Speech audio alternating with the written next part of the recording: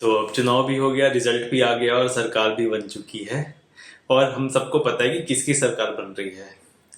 हालांकि सरकार बनने के साथ आपको ये भी समझ में आया होगा कि एक सर्टेन वर्ग में एक पट्टी कह सकते हैं, राजस्थान, हरियाणा, यूपी, बिहार, बंगाल में भाजपा से क्लियर नाराजगी दिख रही है और लोगों ने भाजपा को उतना पसंद नहीं किया है, उसके अगेंस्ट जाने का कोशिश की है। वहीं कई जगहों पर भाजपा के प्रति बहुत सारी पॉजिटिव चीजें भी दिख रही है, जैसे गुजरात, एमपी, छत्तीसगढ़, उड़ीसा, जहाँ पे बिल्कुल एक वेव की तरह इलेक्शन हुआ है। तो ऐसी क्या चीज हो गई कि इन कुछ जगहों पर जो नाराजगी है भाजपा के अगेंस्ट वो खुलकर सामने आ रही है और कुछ जगहों पर ऐसा नहीं हो रहा है। जानने की कोशिश करते हैं आज के वीडियो में टॉप वो 5 बड़े कारण जिसके कारण से भाजपा को कुछ सीटों का नुकसान उठाना पड़ा है, वो नॉर्थ वाली पट्टी में।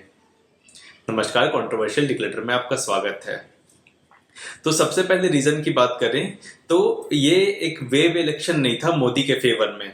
कई जगहों पर ये एक वेव इलेक्शन था, पर आप समझने की कोशिश कीजिए जो मैं बताना चाह रहा हूँ। प्रधानमंत्री मोदी ने और योगी आदित्यनाथ ने डेवलपमेंट के ऊपर 14 का इलेक्शन जीता था, उसके बाद फिर यूपी का 17 का इलेक्शन जीता था, उसके बाद फिर 19 का इलेक्शन जीता था, फिर उसके बाद यूपी का 22 का इलेक्शन जीता था। अब ये 24 तक आते आते वो जो डेवलपमेंट का नारा है वो थोड़ा पुराना सा लगने लगा था। वो ऐसा था कि वो शिथिल पड़ने लगा था, जनता वो सुन सुनकर पक चुकी थी, उब चुकी थी।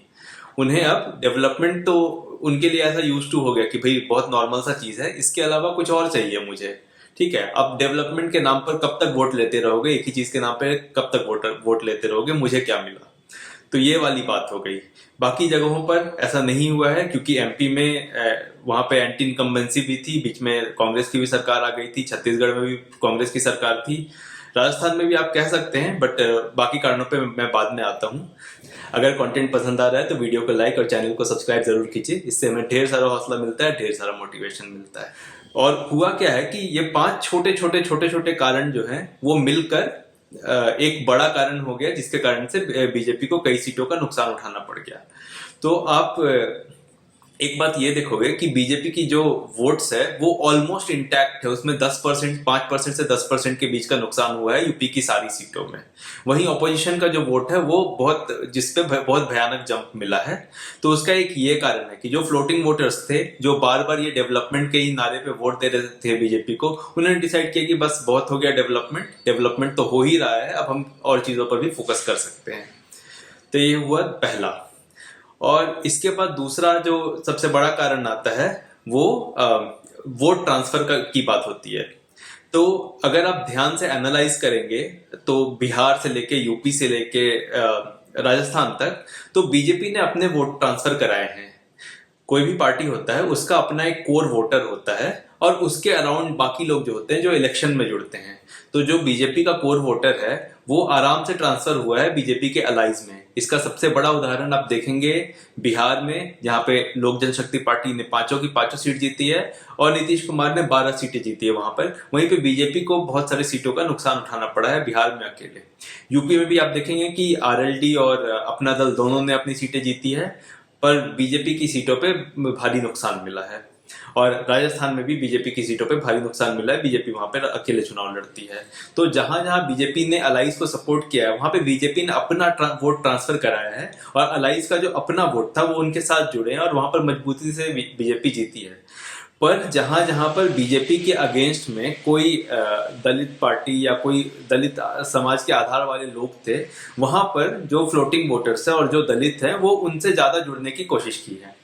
2019 की तुलना में आप देखिए तो समाजवादी पार्टी और बहुजन समाज पार्टी दोनों साथ में लड़ रही थी और जहां जहां समाजवादी पार्टी का प्रत्याशी खड़ा हुआ था वहां पर दलितों ने समाजवादी पार्टी के कैंडिडेट को छोड़कर बीजेपी को वोट करने का फैसला किया था।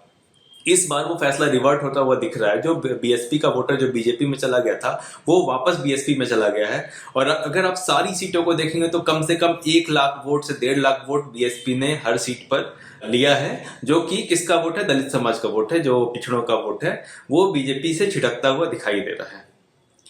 ये हो गई दूसरी बात। अब तीसरी बात पे आ जाते हैं। जो तीसरा जो छोटा कारण था जो बढ़कर बड़ा कारण हो गया था वो था लोकल कैंडिडेट से नाराजगी।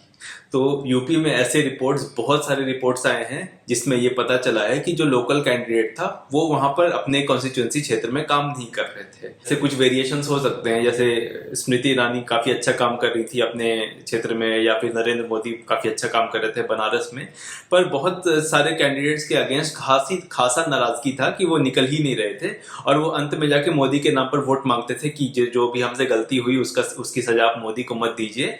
और बीजेपी के जो वर्कर्स हैं, जो पार्टी वर्कर्स ने, वो बहुत ज्यादा मोदी के डेवलपमेंट वर्क पर रिलाई कर लिया। इवन प्रधानमंत्री मोदी ने बहुत ज्यादा अपने डेवलपमेंट वर्क पर रिलाई कर लिया और ये एक बहुत बड़ा फैक्टर रहा इस चुनाव में, लोकल कैंडिडेट के लोकल कामों से नाराजगी। इसमें आप टिकट बंटवारे को भी कह सकते हैं कि एक फैक्टर है कि अगर बीजेपी ने शायद टिकट्स कुछ अच्छे से दिए होते, जिन कैंडिडेट्स के खिलाफ नाराजगी थी उनको स्ट्रांगली बिल्कुल हटाते रास्ते से और अच्छे कैंडिडेट्स को लेकर आते, तो शायद बीजेपी यूपी में कुछ बात बन सकती थी, राजस्थान में कुछ बात बन सकती थी। पर बीजेपी ने ऐसा नहीं किया और काफी सारे कैंडिडेट्स को जिसके खिलाफ नाराजगी थी रिटेन कर लिया, ये सोचते हुए कि प्रधानमंत्री मोदी के जो डेवलपमेंट वर्क है उसके कारण उनको वोट मिल जाएगा। पर ऐसा नहीं हुआ। ये हुआ तीसरी बात। अब चौथी बात पे आ जाते हैं। तो चौथी बात जो है वो है पीएम मोदी का पॉपुलिस्ट ना होना। आपने देखा होगा कि अपोजिशन का तो आपने देखा ही होगा कि वो किस तरह के डोल्स ऑफर कर रहे थे जनता को, पर जो बहुत ज्यादा सरप्राइजिंग था वो पीएम मोदी का जो इस साल का बजट था, जिसमें उन्होंने कुछ भी फ्रीबीज की अनाउंसमेंट नहीं की थी और जो उनका मैनिफेस्टो था उसमें भी ऐसा कोई बड़ा फ्रीबीज का अनाउंसमेंट नहीं था। अगर आप 2019 से कंपेयर करें तो किसान सम्मान निधि उस समय बीजेपी लेकर आई थी, और एमपी के इलेक्शन से कंपेयर करें तो उसमें लाडली लक्ष्मी योजना ने काफी हेल्प किया है। और इस तरह का कोई भी योजना बीजेपी के मैनिफेस्टो में इस बार इंक्लूडेड नहीं था। तो अगर किसी तरह के भी पॉपुलिस्ट ऑफर के ना होते हुए भी बीजेपी ने इतनी बड़ी जीत दर्ज की है, तो ये एक तरह से तो बीजेपी की रिसाउंडिंग विक्ट्री माना जाना चाहिए इसको। पर दूसरे तरफ काफी सीटों का नुकसान भी उन्हें झेलना पड़ा है, क्योंकि उन्होंने वो पॉपुलिस्ट वाली नीति नहीं अपनाई और वो ऐसे फ्रीबीज नहीं बांटने की कोशिश कर रहे हैं। अगर बीजेपी के आप मैनिफेस्टो को देखोगे तो स्किल डेवलपमेंट वगैरह पे फोकस किया गया, और ओनली फ्रीबीज के नाम पे जो दिया है उन्होंने कि वृद्धों को आयुष्मान योजना में इंक्लूड करेंगे। और अगर बीजेपी ने थोड़ा सा जो अपने एग्जिस्टिंग योजना है उसको मिडिल क्लास के लिए भी बढ़ाया होता, या कम से कम सैलरीड क्लास के लोगों के लिए बढ़ाया होता, तो इससे समाज में एक बहुत मैसेज जाता और थोड़ा बीजेपी को हेल्प मिल सकता था और ज्यादा वोट लाने में और एक रिस्पेक्टेबल पोजीशन पे क्रॉस करने में, ताकि यूपी में उनको उतनी सीटों का नुकसान नहीं उठाना पड़ता। जैसे एक सिंपल एग्जांपल के लिए बोलता हूँ, आयुष्मान योजना, ठीक है, तो आयुष्मान योजना को क्या वो सैलरीड क्लास जो लोग इनकम टैक्स पे करते हैं उनके लिए एक्सटेंड कर सकते थे? बिल्कुल कर सकते थे। 60-70 हजार करोड़ रुपए, आप उनसे 20 लाख करोड़ रुपए टैक्स ले रहे हो, 60-70 हजार करोड़ उनके लिए साल में खर्च कर सकते हो, कोई बड़ी बात नहीं है।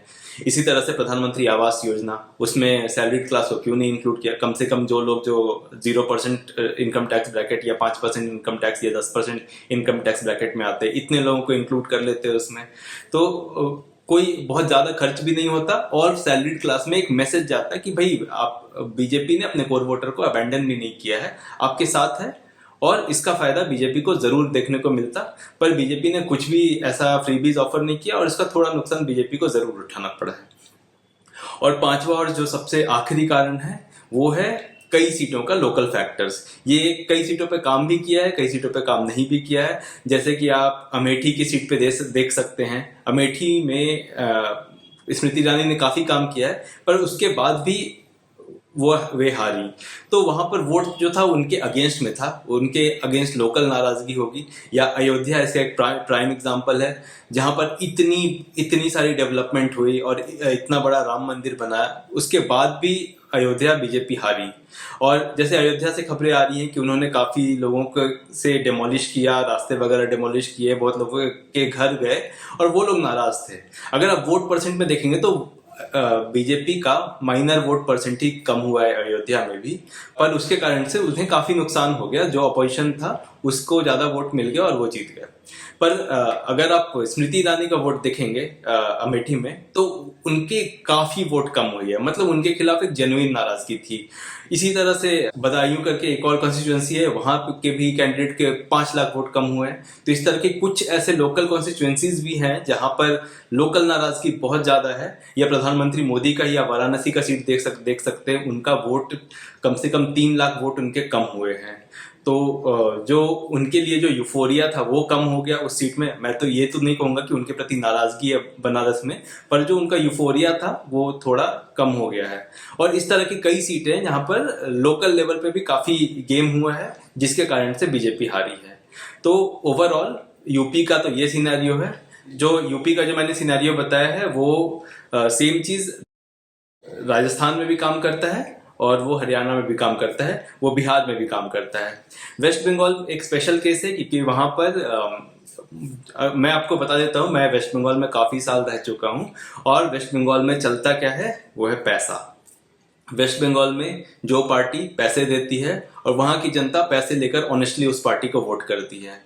अब अगर फ्री एंड फेयर इलेक्शन हो रहा है